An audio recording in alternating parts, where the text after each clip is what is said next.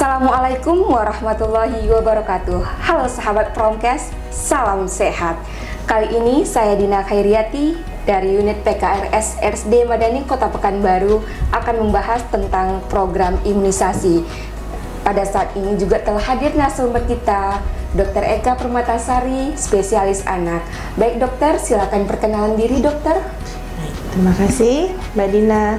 Assalamualaikum warahmatullahi wabarakatuh. Salam sehat sahabat Rumah Sakit Madani. Saya dengan Dr. Eka Permatasari dari bagian anak Rumah Sakit Madani. Pagi ini kita berjumpa kembali dengan Mbak Dina untuk membahas membincang sedikit tentang masalah vaksin dan imunisasi. Iya, baik dokter, di sini juga udah ada yang bertanya ya dokter. Apa sih imunisasi itu dokter? Imunisasi adalah sebuah usaha di mana kita berusaha memberikan kekebalan pada tubuh, baik itu secara pasif kepada anak maupun anak dewasa. Nah, sebenarnya imunitas itu bisa didapatkan baik secara aktif maupun secara pasif.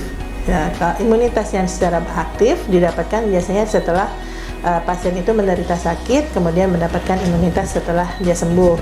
Sedangkan jika kita tidak mau sakit, caranya kita melakukan vaksin dengan menyuntikkan obat-obat, menyuntikkan jaringan dari jika kita tidak mau sakit, maka kita disuntik dengan vaksin. Nah, di situ nanti kita akan mendapatkan kekebalan tubuh yang diharapkan sama dengan saat kita sakit tersebut. Nah, apakah sama imunisasi itu dengan vaksin, dokter? Untuk imunisasi itu sama dengan vaksin. Oh, sama ya. Jadi kita perlu ketahui juga ya, kalau imunisasi itu sama dengan vaksin. Nah, pertanyaan selanjutnya ini, dokter, mengapa imunisasi itu penting, dokter? Imunisasi itu sangat penting karena dia bisa membantu kekebalan tubuh, terutama pada anak-anak yang belum bisa membentuk imunitasnya sendiri.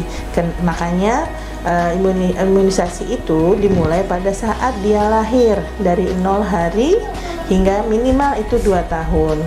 Nah, imunisasi yang diberikan diharapkan dapat memberikan kekebalan tubuh pada si anak sehingga dia tidak gampang kena sakit walaupun di sekitarnya kumannya berkembang biak tersebut.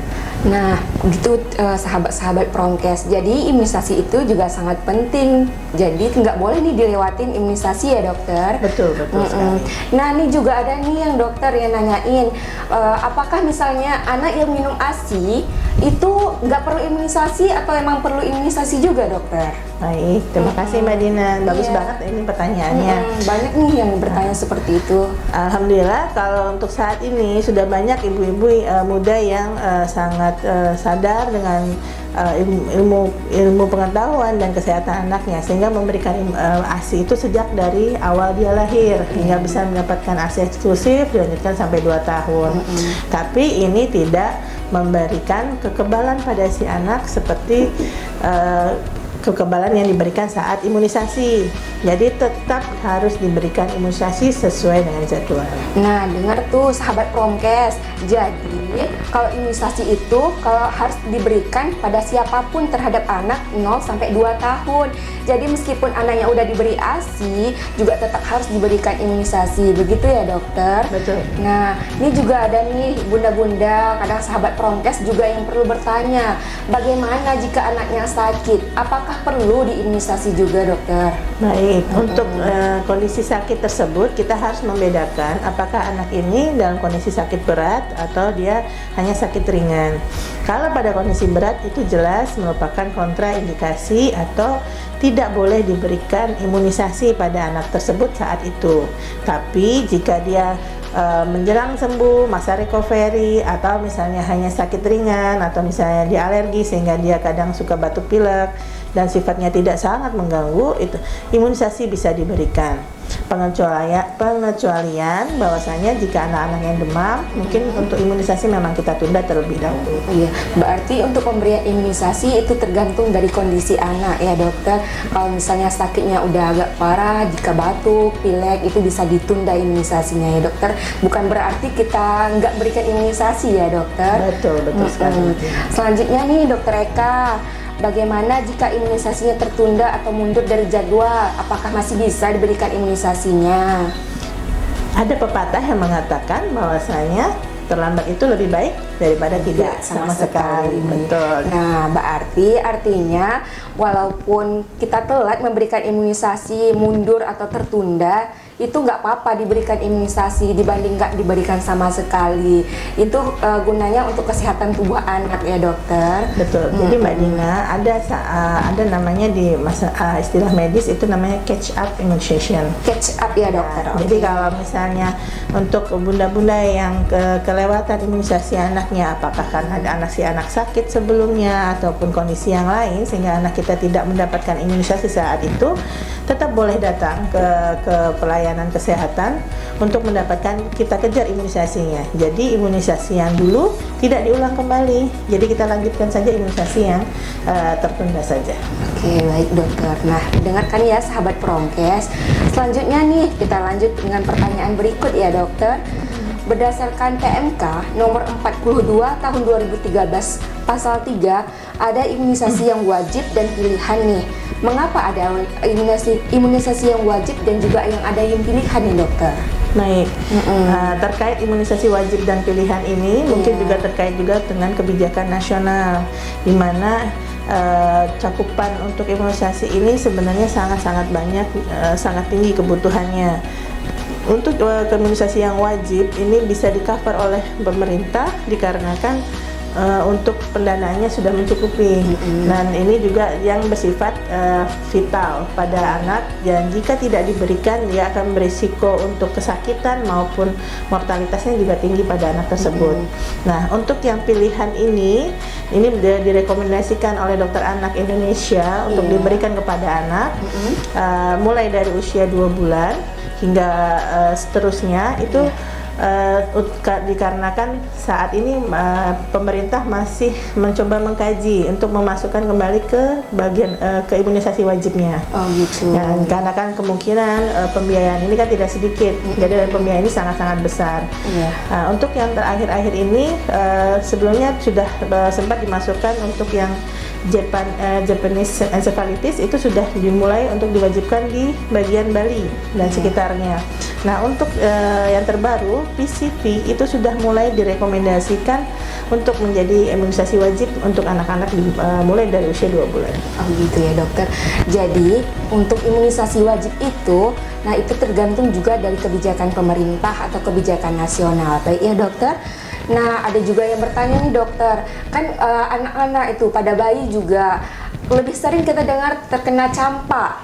Nah, untuk anak yang udah terkena campak atau bayi yang terkena campak, nah apa perlu juga diberikan imunisasi gitu? Oke. Untuk imunisasi berarti imunisasi campak ya Mbak? Iya, ya.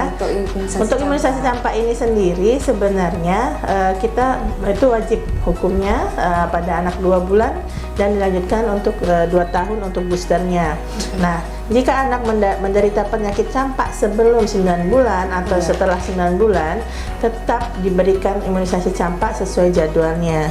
Arti kata, kita sebenarnya untuk campak itu sendiri kan tidak selalu pasti bahwasanya demam diikuti ruam merah itu pasti itu campak.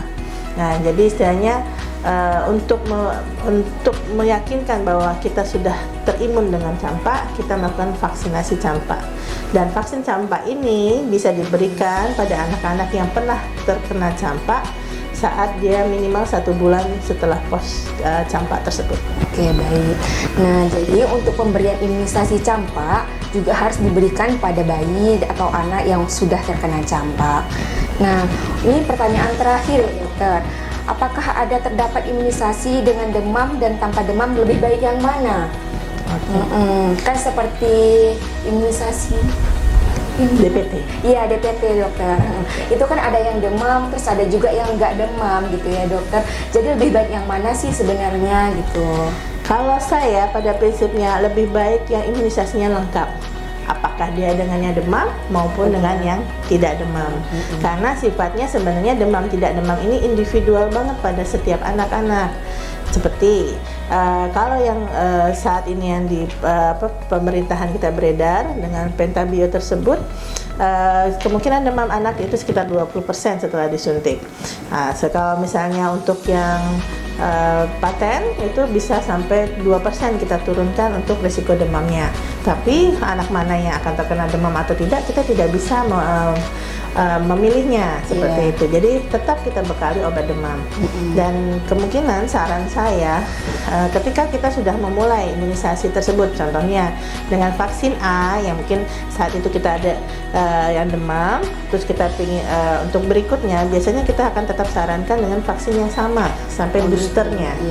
Tapi kalau misalnya dia memiliki kelebihan rezeki ya, karena memang harganya juga lumayan mahal untuk yang minimalis demamnya itu. Jadi kalau memang dia bisa untuk melanjutkan secara periodik, kita persilahkan untuk mengambil yang tidak demam tersebut. Untuk tingkat efektivitasnya tetap sama, misalnya itu. Jadi untuk pilihan imunisasi yang demam atau tidak itu sebenarnya sama aja keefektifannya, tidak ada pembedanya.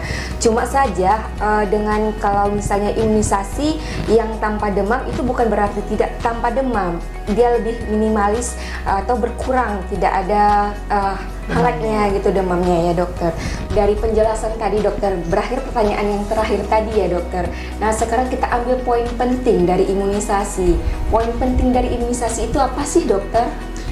Poin penting imunisasi adalah bahwa imunisasi itu sangat-sangat dibutuhkan untuk diberikan pada anak-anak, terutama mulai masa dia sejak lahir hingga minimal 2 tahun, di mana dengan imunisasi diharapkan kita akan mendapatkan kekebalan tubuh pada si anak, sehingga dia tidak perlu sakit berat untuk mendapatkan kekebalan tubuh secara aktif tersebut. Oke, jadi poin penting dari imunisasi ini, imunisasi harus diberikan pada anak-anak ya dokter, mulai dari usia 0 sampai dengan 2 tahun minimalnya ya dokter. Jadi jangan lewatkan imunisasinya ya ibu-ibu sahabat promkes semua. Baik dokter, sekian dari kita semua. Assalamualaikum warahmatullahi wabarakatuh. Salam sehat.